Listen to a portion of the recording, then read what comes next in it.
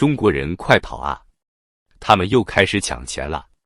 9月28日，经济日报头版打出一句惊心动魄的大标题：要像抓生产一样抓消费。这句话一出，整个财经圈炸了。大家都知道，北京方面最擅长的就是抓，从抓生产到抓防疫，再到现在的抓消费，这3个字背后从来不是什么经济政策，而是一场彻头彻尾的政治运动。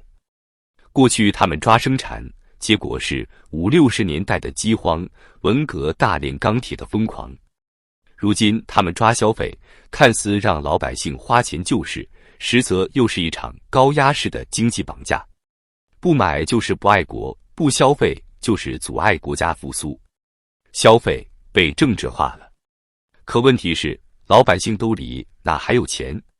据北京市统计局最新数据，8月份北京市社会消费品零售总额同比下降 11.4%， 已经连续11个月下滑。这意味着北京人已经1年没正常消费了。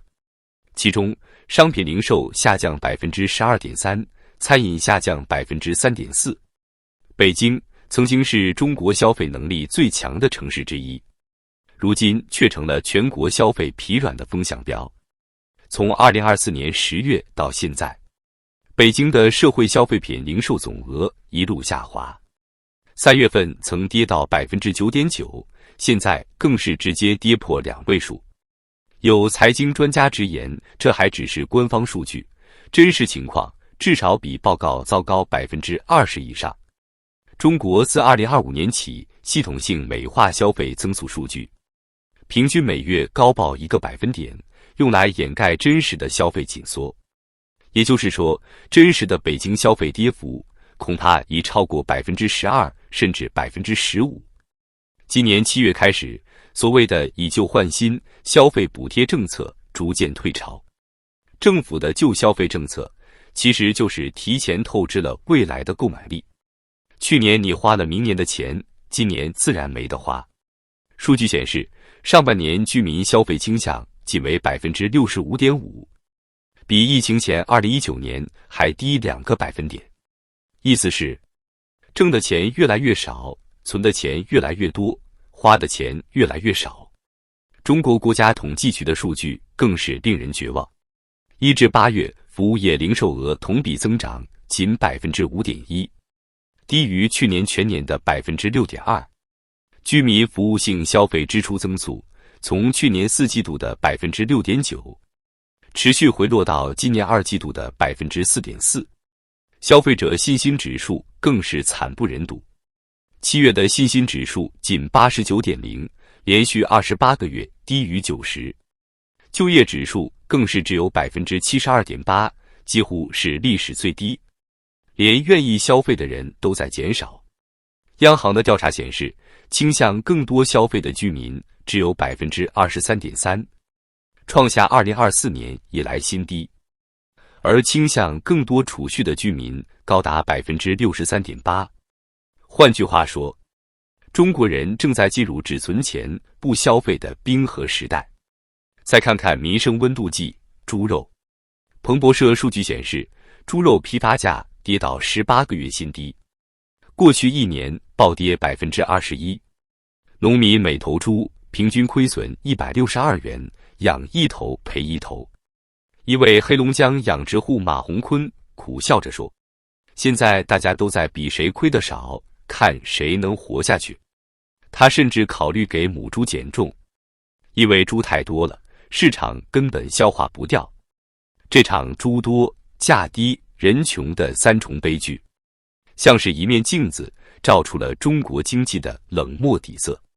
11黄金周加中秋本是传统旺季，往年人们排队买月饼、送礼盒、抢机票，而今年一切都不一样了。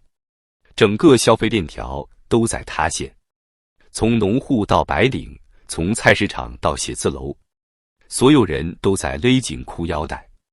消费的根基是收入，收入的根基是信心，而信心早被楼市拖垮了。房地产行业的低迷已经严重拖累整体消费，因为房地产牵动10几个行业，家电、家具、装修、建材、金融、汽车。房子不卖，消费自然萎缩。于是，北京在8月初紧急放松限购政策，5环外不限购，公积金提取放宽。紧接着，上海、深圳也跟进，试图用松绑救市，但市场毫无反应。国家统计局数据显示，8月份70个城市的新房价格仍在下探，1线城市新房价格下降 0.9%， 其中北京下降 3.5%， 广州 4.3%， 深圳 1.7%。2、3线城市更惨，跌幅分别达到 2.4% 和 3.7%。房地产投资占固定资产投资的比重也在急速萎缩，从2022年的 23.2%， 到2023年的 22%， 再到今年的 18.5%。楼市的吸血效应正在反噬中国经济。消费的核心是信心，而信心的根基是工作。可中国的就业形势正在滑向深渊。官方称，2025年上半年全国城镇调查失业率约为 5.2%， 但独立经济学者何清濂指出，这只是美化数字，真实失业率可能早已超过 12%。在35岁以上人群中，失业率高达近 20%。更可怕的是隐形失业，上班没事做，降薪、停薪留职、强制轮休，这些都没计入失业率，却让无数家庭陷入困境。在广州、成都、武汉等地，外卖骑手、快递员数量再创新高，越来越多的大学生甚至硕士博士加入外卖大军。就业质量的坍塌让所谓消费复苏成为笑话。国家统计局数据显示，2025年2季度居民人均可支配收入仅增长 3.2%， 低于 CPI 涨幅 3.5%。这意味着实际收入负增长。当钱越来越少，工作越来越不稳，谁还敢花钱？2025年最大的经济特征就是全民储蓄。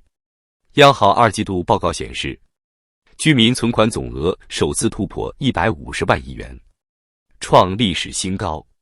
然而，这不是富裕的象征，而是恐惧的写照。中产阶层在保命模式下生存，他们削减旅游，停止装修，延迟购车，甚至干脆退房、断供。据贝壳研究院数据，2025年上半年全国房贷断供率较去年同期上升 46%， 北上广深也未幸免。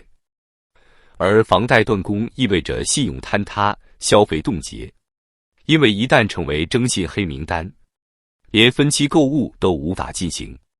曾经撑起消费半壁江山的中产，如今彻底失血。面对经济疲软，北京方面并未正视根本问题，反而又一次走上政治造势的老路。新华社、人民日报、央视密集发布所谓消费复苏奇迹报道，夜经济热潮再现，年轻人掀起露营风，中秋黄金周人山人海。可真实情况却是，旅游订单量下降 20%， 人均消费额下降 25%， 商场冷清，餐馆打折促销。一个北京市民在社交平台抱怨，地铁人多，但商场空，大家只逛不买。这才是真实的假繁荣。这种宣传式消费繁荣，就像给病人打的强心针，看起来红光满面，其实是回光返照。消费萎缩的不仅仅是个人，还有企业。外资撤离的速度比北京方面承认的更快。根据美中贸易全国委员会的最新调查，47%的美企计划减少在华投资，比去年增加了13个百分点。德国商会也表示，超过 40% 的德企考虑将生产转出中国。